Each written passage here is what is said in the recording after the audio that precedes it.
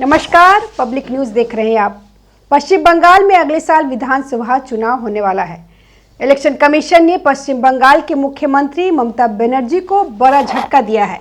पश्चिम बंगाल में मतदाता सूची के विशेष गहन पुनरीक्षण यानी कि SIR प्रक्रिया में लापरवाही बरतने का मामला सामने आने के बाद राज्य के मुख्य निर्वाचन अधिकारी ने 8 BLO को कारण बताओ नोटिस जारी कर दिया है। 5 BLO के खिलाफ FIR दर्ज होगी। ममता बनर्जी पश्चिम बंगाल में कई तरह से घिर चुकी हैं। एक तो वह SIR से परेशान है क्योंकि घुसपैठियों ने भारत छोड़ बांग्लादेश की दौड़ लगा दी है। कई इलाका खाली हो गया है, घरों पर ताला जड़ गया है। बॉर्डर पर भीड़ भाड़ की तस्वीरें सामने आ रही है कि वो किसी भी तरह SIR से बचकर बांग्लादेश भागना चाहते हैं। वो चाह रहे हैं कि अब हम चिन्हित ना हो जाएं, पकड़े ना जाए, इसीलिए पहले ही बांग्लादेश भाग जाए। लेकिन BSF भी सतर्क है और ऐसे कई बांग्लादेशी पकड़े गए हैं और वो अब जा रहे हैं डिटेंशन कैंप में, जेल के अंदर। तो ममता बनर्जी की एक परेशानी की वजह तो यह बना हुआ है कि अब ये वोटर का खेल नहीं चल पा रहा है। दूसरा, उनकी परेशानी बढ़ाई हुई है बीजेपी ने, क्योंकि बीजेपी ने अब अपना कुनबा बढ़ाना शुरू कर दिया है।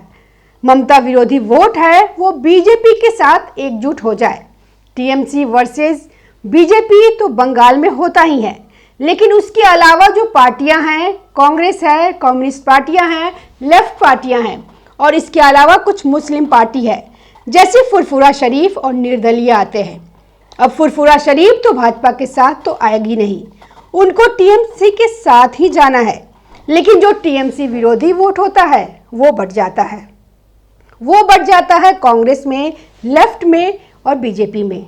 तो अब बीजेपी इस वोट को एकजुट करना चाहती है और एकजुट करने का एक तरीका यह भी है कि आप उन दलों के दूसरे नेताओं को, ऐसे नेताओं को जो ममता बनर्जी के खिलाफ है, उन्हें अपनी पार्टी में लेकर आए और उनके साथ उनका वोट आधार भी लेकर आए।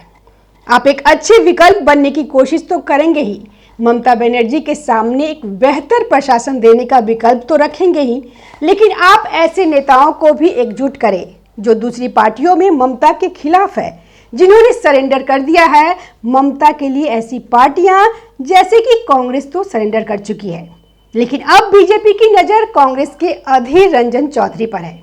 अभी बीजेपी के नेता शुभेंदु अधिकारी ने अधीर रंजन की काफी तारीफ की। शुभेंदु अधिकारी ने अधीर रंजन की प्रशंसा करते हुए उन्हें शक्तिशाली नेता बताया और साफ कहा कि कांग्रेस ने तृणमूल कांग्रेस के आगे हथियार डाल दिए हैं। TMC उसकी घोषित मित्र बन गई है और इसी वजह से अधीर रंजन चौधरी को पद से हटाया गया, क्योंकि वह मुखर होकर ममता बनर्जी का विरोध करते थे। और जिस दिन उन्हें हटाया गया उसी दिन कांग्रेस ने यह साबित कर दिया कि वह TMC का ही सपोर्ट कर रही है, TMC से लड़ने वाली नहीं है। और यह हुआ भी था। ऐसा नहीं है कि शुभेंदु अधिकारी कोई मनगढ़ंत बात बोल रहे हैं, क्योंकि अधीर रंजन चौधरी ममता बनर्जी के खिलाफ रहे हैं। पिछले चुनाव में भी कांग्रेस ने बहुत कोशिश की कि ममता बनर्जी गठबंधन कर ले, लेकिन ममता बनर्जी ने कहा कि 2-3 सीट ले लो, गठबंधन कर लो। अब कांग्रेस का इससे ज्यादा क्या बेइज्जती कराती, तो गठबंधन से तो मना कर दिया, लेकिन लगा कि बीजेपी को जीतना नहीं चाहिए तो हथियार डाल दिया। कांग्रेस ने अधीर रंजन चौधरी ने बहरामपुर से चुनाव लड़ा। प्रदेश अध्यक्ष से बहरामपुर उनकी सीट है, मुस्लिम बहुल सीट है, वो वहां से कई बार के विधायक रहे हैं। लेकिन वहां पे हुआ क्या, ममता बनर्जी ने यूसुफ पठान को उतारा और जो सारे वोट थे वो यूसुफ पठान को पड़ गए। अब एक विधायक को जो लगातार एक कॉन्स्टिट्यूशन के लिए काम करता है और तुष्टीकरण भी करता है, ऐसा नहीं है कि यदि अधीर रंजन चौधरी कांग्रेस में है तुष्टीकरण तो करेंगे ही, लेकिन फिर भी मुसलमानों ने ध्रुवीकरण किया, ममता को वोट दिया और कांग्रेस ने अपने एक भरोसेमंद विधायक को उन्होंने छोड़ दिया। यानी कि सिर्फ मायने रखता है क्या, धर्म के हिसाब से जहां फायदा होगा वहीं चलेंगे, मजहब के हिसाब से। अब अधीर रंजन चौधरी इस मजहब वाली डेफिनेशन में फिट नहीं बैठ रहे थे। एक तो यूसुफ पठान खुद मुसलमान, ऊपर से TMC की पार्टी, और इसके बाद से अधीर रंजन चौधरी का गुस्सा और बढ़ गया था कि ममता बनर्जी ने उनकी सीट को बख्शा नहीं। अमूमन प्रदेश अध्यक्ष की सीट पर ऐसे उम्मीदवार, मजबूत उम्मीदवार खड़े नहीं किए जाते, लेकिन ममता बनर्जी ने किया। यानी कि ममता बनर्जी कांग्रेस को पूरी तरह मिटा देना चाहती है। ये इसी बात के संकेत है कि बड़े नेताओं को भी हराना चाहती है, तो पूरी ताकत ही खत्म कर दो। अधीर रंजन चौधरी इसके बाद मुखर हो गए। वो पहले भी बोलते थे, लेकिन कांग्रेस शांत करवा देती थी। अब उसके बाद उन्होंने बोलना शुरू कर दिया। फर्जी वोटिंग की भी बात की और ममता बनर्जी ने क्या हाल किया हुआ है बंगाल का। उन्होंने यह भी बात की, वो बार बार कांग्रेस में कहते थे कि हम अगर चुनाव लड़ रहे हैं किसके खिलाफ बोले, ममता बनर्जी के खिलाफ नहीं बोलेंगे तो क्या भाजपा के खिलाफ बोलेंगे? भाजपा तो सत्ता में है नहीं, और जो सत्ता में है उसमें कमियां नहीं निकालेंगे तो हम सत्ता में कैसे आएंगे? लेकिन कांग्रेस तो सरेंडर मोड में बैठी रहती है। कांग्रेस को तो चाहिए कि बस भाजपा हार जाए, चाहे कोई भी जीत जाए, उससे उन्हें कोई मतलब नहीं। इसलिए अधीर रंजन चौधरी की बात सुनी नहीं गई, और जब चुनाव ममता बनर्जी जीत गई, कांग्रेस के तो बुरे हाल हुए, तो कांग्रेस ने अधीर रंजन चौधरी को हटाकर शुभंकर सरकार को बना दिया प्रदेश अध्यक्ष। यानी कि अधीर रंजन चौधरी का पत्ता साफ। उन्हें किस बात की सजा मिली? सच बोलने की सजा मिली। उन्हें पार्टी को बेहतर बनाने की कोशिश करने की सजा मिली। और जो नए प्रदेश अध्यक्ष बने वो ममता बनर्जी के खिलाफ बयान नहीं देते। लेकिन अधीर रंजन चौधरी इसके बाद भी चुप नहीं बैठे। उन्होंने अभी कुछ महीने पहले आरोप लगाया है कि ममता बनर्जी के पास फर्जी वोटर का भंडार है। उन्होंने कहा कि 35-40 लाख वोट है। ममता बनर्जी ने जो फर्जी वोट वहां पे बना रखे हैं बांग्लादेशी घुसपैठियों के। कांग्रेस के किसी नेता का ये बयान देना बहुत बड़ी बात है। राहुल गांधी वोट चोरी की बात करेंगे, लेकिन ममता बनर्जी की बात नहीं करेंगे, जो वहां सत्ता में बैठी है। और क्या हाल वहां पे है, किस तरह से फर्जी दस्तावेज या फिर बांग्लादेशियों के दस्तावेज बनकर वोटर लिस्ट के नाम में जुड़ जाता है। राहुल गांधी को तो वो नहीं दिखेगा, वो नतमस्तक रहते हैं ममता बनर्जी के सामने। लेकिन अधीर रंजन चौधरी ने हिम्मत दिखाते हुए यह बात बोली थी। तब से कयास भी लग रहे थे कि अधीर रंजन चौधरी का कांग्रेस में ज्यादा दिन अब दाना पानी लिखा नहीं है। वो विरोध में पूरी तरह आ चुके हैं। अब आप खुद देखिए, बंगाल में चुनाव होने वाला है, लेकिन अधीर रंजन चौधरी को वहां से उठा के बिहार में काम करने ले गए। तो यही दिखाता है कि उन्हें बंगाल से दूर करना चाहते हैं। लेकिन अधीर रंजन चौधरी की पूरी राजनीति बंगाल की है, और ऐसे ही उनकी कोई उम्र नहीं है, रिटायर होने की उम्र तो है नहीं। तो अधीर रंजन चौधरी भी समय का इंतजार कर रहे हैं, और बीजेपी उस सही समय को भुनाना चाहती है, क्योंकि अधीर रंजन चौधरी कांग्रेस के बड़े नेताओं में है, और उनका अपना एक वोटिंग का आधार भी है, और पार्टी में भी आधार है। ऐसा तो है नहीं कि वह अकेले नेता थे जो तृणमूल कांग्रेस के खिलाफ बोलते थे।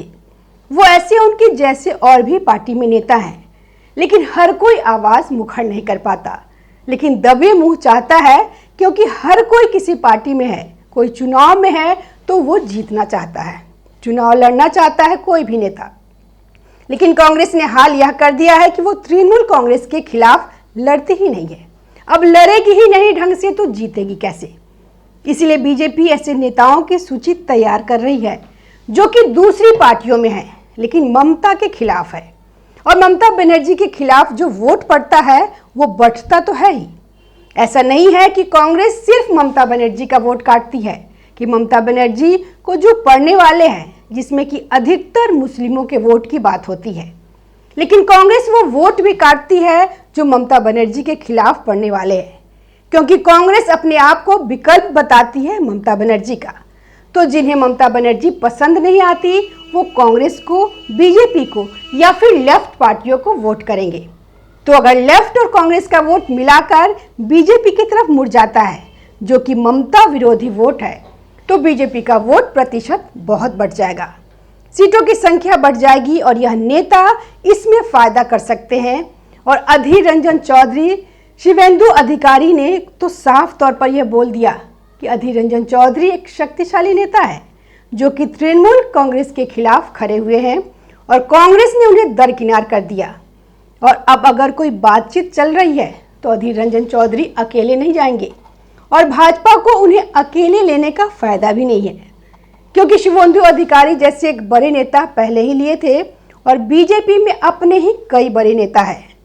तो फिर यहाँ समस्या हो जाती है।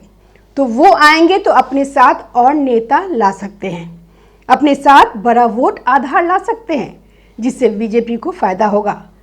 तो बयानबाजी ऐसी नहीं होती है, वह भी किसी एक खास नेता को लेकर, और साथ ही वह यह भी बताना चाहते हैं, इसके जरिए, इन बयानों के जरिए भी बताने की कोशिश होती है कि कांग्रेस ममता का विकल्प नहीं है।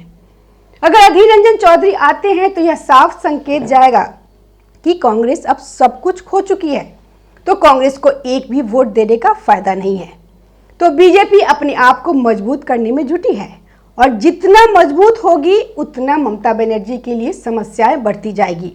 जो उनका वोटर का साम्राज्य था वो तो अभी हिला ही हुआ है, क्योंकि एसआईआर हो रहा है और कई दस्तावेज जिनके बनने थे वो बन नहीं पाए। धन्यवाद। हमारे वीडियो को लाइक कीजिए, शेयर कीजिए और हमारे चैनल को सब्सक्राइब कीजिए। ताज़ा खबरों से जुड़े रहने के लिए हमारे चैनल को सब्सक्राइब करें और बेल आइकन को दबाना ना भूलें, ताकि हर खबर की नोटिफिकेशन आपको मिलती रहे।